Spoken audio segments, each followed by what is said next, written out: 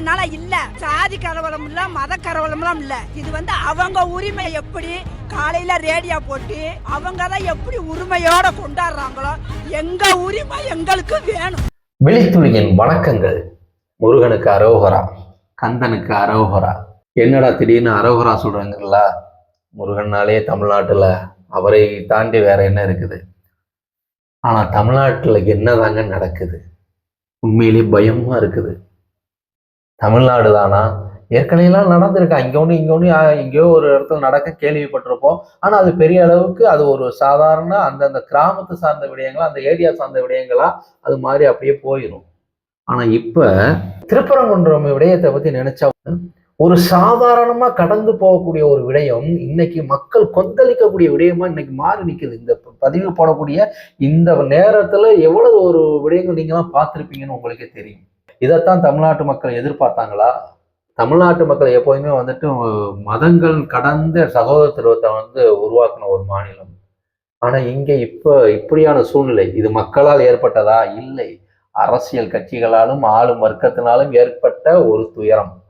Court அனுமதி கொடுத்துருச்சு. கந்தர்மலை உச்சியில விளக்கேற்ற கேட்கறாங்க. அதெல்லாம் வாய்ப்பு இல்ல ராசா, நீங்க அதுக்கு கீழே இருக்கக்கூடிய தீபத்தூணிலே நீங்க விளக்கேற்றுங்கன்னு சொல்லிட்டாங்க. ரொம்ப மகிழ்ச்சி, நாங்க அதுல விளக்கேற்றுறோம்னு சொல்லிட்டாங்க.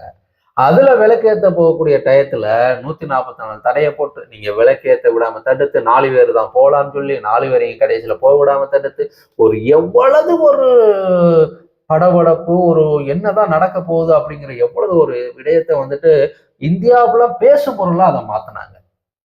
உண்மையிலேயே நான் இப்ப யோசிச்சு பாக்குறேன், அன்னைக்கு அங்க உள்ள இஸ்லாம் சகோதரர்களும் இந்து சகோதரர்களும் அவ்வளவு அண்ணன் தம்பியா வாழ்ந்துகிட்டு இருக்கோம், எங்களுக்கும் அவர்களுக்கும் இடையில எந்த ஒரு வேறுபாடும் இல்லை, நாங்க ஒற்றுமையா தான் இருக்கிறோம் அப்படின்னு சொல்லிட்டு அவர்கள் பேசுறத நம்ம கேட்கிறோம். அப்படி இருக்கக்கூடிய இடத்துல இப்படி ஒரு பிரச்சனை வருது. அதே இஸ்லாம் சகோதரர்கள் நேர களத்துல நாங்க எங்களுக்கு பிரச்சனை வரும் நாங்க சொன்னோமா, அவர்களுக்கான உரிமையை அது கோர்ட்டு சொல்லி இருக்குது, அதை நிறைவேற்றுவதற்கு நீங்க அனுமதி கொடுங்கன்னு இஸ்லாம் சகோதரர்கள் கைகோர்த்துருந்தாங்கன்னு வச்சுக்கோங்க, அங்கே பாஜகவுக்கு இடம் இல்லாம போயிருக்கும். ஆட்டோமேட்டிக்கா பாஜகவினர் இது கடந்து போகக்கூடிய விடயமா கடந்து போயிருப்பாங்க. எல்லாரும் திருவண்ணாமலை தீபத்தை நோக்கியே தான் எல்லாரோட பார்வையும் இருந்திருக்கும். ஆனா அது என்ன ஆகி போச்சு, அன்னைக்கு திருவண்ணாமலையை பார்த்தாங்களோ இல்லையோ, திருப்பரங்குன்றத்துல என்ன நடக்குதுங்கிறதெல்லாம் பெரிய ஒரு பார்க்கக்கூடிய ஒரு பொருளா இருந்துச்சு. இதைத்தான் எதிர்பார்த்தாங்களா? மக்கள் எல்லாம் கொந்தளிச்சாங்க. அதுக்கப்புறமா அந்த தீபத்தூணுங்கிறது பாத்தீங்கன்னா எல்லைக்கல்லுன்ட்டு பரப்புனாங்க. எல்லாரும் யூடியூப்ல இருந்து பலரும் நடுநிலைவாதிகளா அது எல்லைக்கல் அப்படின்னு சொல்லிட்டு பரப்புனதுல நான்லாம் உண்மையிலே இருக்குமோ, நம்ம தான் தேவையில்லாம அது தீபத்தூண் நம்ம சொல்லிக்கிட்டு இருக்கோமோ, அப்ப எல்லைக்கல்லா தான் இருக்குன்னு நம்புற அளவுக்கு தான் பரப்புனாங்க.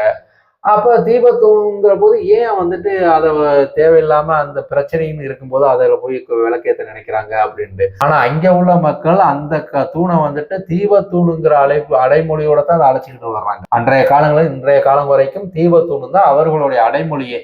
அப்படின்னா தான் எல்லைக்கல்னு சொல்லியிருப்பாங்கல்ல. அப்புறம் கோர்ட்ல போனா கோர்ட்ல தமிழ்நாடு அரசு அது சமணக்கல்லுன்னு சொல்லிட்டாங்க. இப்ப என்ன பண்றது? தீபக்கு எல்லைக்கல்லுன்னு சொல்லி அதுக்கு முட்டு கொடுத்தது போக இப்ப சமணக்கல்லுன்னு முட்டு கொடுக்கணுமே அப்படின்னு நினைச்சுக்கிட்டு இருந்ததுல சிக்கந்தர் தர்கால கந்திரி விழாவுக்கு ஏற்பாடு பண்ணியிருக்காங்க. அதுக்கு கொடியேற்றணும். அங்கே 144 தடை இருக்குது. இந்த கொடியேற்ற போறதுக்கு பாத்தீங்கன்னா 4 பேருக்கு மேல போகக்கூடாதுன்னு இங்க 30 பேர் கொண்டவங்க அந்த கொடியை கொண்டு நடுறாங்க. ஏன்னா அவ்வளவு பெருசு, 30 பேர் தேவைப்படுவாங்க தான். மகிழ்ச்சி, அவர்கள் விழாவை கொண்டாட வேண்டும். அந்த மக்கள் சொல்லக்கூடியது. நாங்க அவர்களுடைய உரிமையை நாங்க ஏன் அப்படின்னு கேட்கல. ஆனா ஏன் இந்த அரசு, ஏன் இந்த அதிகாரம் வர்க்கம் எங்களை மட்டும் 4 பேர் இருந்தா போதும், எங்களை எங்கேயுமே விளக்கேற்ற விடாம எங்களை ஏன் தடுத்தீங்க, இப்ப மட்டும் ஏன் அனுமதி கொடுத்துருக்கீங்க, அப்ப எங்களையும் உள்ள விடுங்க, நாங்களும் போய் தீபம் ஏத்துறோம் அப்படின்னு சொல்லிட்டு கிளம்புறாங்க அங்கே உள்ள பெண்கள். இதெல்லாம் நீங்க பார்த்திருப்பீங்க. நான் அதைத்தான் சொல்லிக்கிட்டு இருக்கேன். நானா எதுவும் இட்டு கட்டி சொல்லலை.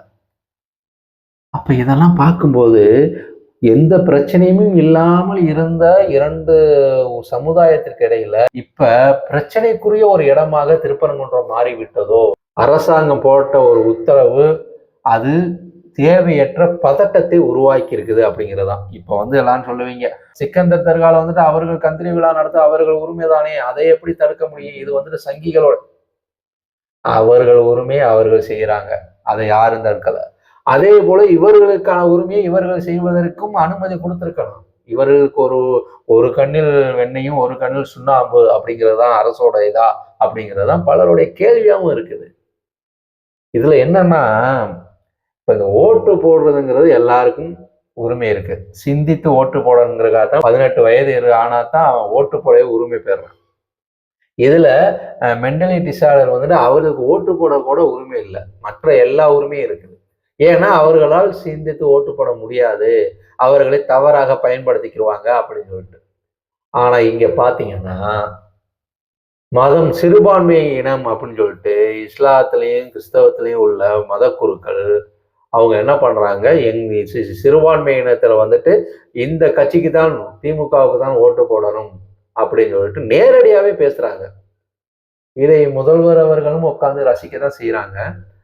அவர்கள் ஓட்டு போடணும், நான் வேணாம்னு சொல்லலை, அது அவர்களோட உரிமை. ஆனால் அவர்கள் யாருக்கு ஓட்டு போடணுங்கிறத இன்னொருவர் எப்படி தீர்மானிப்பார்? ஓட்டு கேட்பதுங்கிறது ஒவ்வொரு அரசியல் கட்சிகளோட உரிமையை அவர்கள் அதில் சரி தவறு பார்த்து மக்கள் ஓட்டு அளிக்க போறாங்க. ஆனா நீங்க இவருக்கு தான் ஓட்டு போடணும்னா கட்டாயப்படுத்தக்கூடிய ஒரு விடயமா இருக்கு இல்லையா? இப்ப வந்துட்டு கிறிஸ்துமஸ் விழாலையும் இதே மாதிரி பேச்சு நடந்துச்சு. அடுத்து இஸ்லாத்தை சார்ந்த ஒரு தலைவர் வந்துட்டு அவரும் இப்படித்தான் பேசினாரு. இங்க தமிழனுக்கே வாழ்றதுக்கு வழி இருக்கான்னு தெரியாத ஒரு காலகட்டத்துல ஓட்டு போடக்கூடிய உரிமையை கூட சுயமா சிந்தித்து ஓட்டு போட முடியாத சூழல்ல ஒரு கட்டாயப்படுத்தக்கூடிய ஒரு நிலைக்கு இன்னைக்கு தள்ளப்பட்டிருக்காங்களோ அப்படிங்கிற மாதிரி இருக்கு இல்லையா? இதன் காரணமாக தான் திருப்பரங்குன்றம் இந்த நிலையில் இருக்கின்றதா? கந்தர்மலை, சிக்கந்தர்மலை இந்த பிரச்சனைக்கு ஒரு முடிவே இல்லையா? அடுத்தடுத்த அரசியல் பதிவுகளை தெரிந்து கொள்வதற்கு விழித்துளியை சப்ஸ்கிரைப் பண்ணி வச்சுக்கோங்க உறவுகளை. நன்றி உறவுகளை.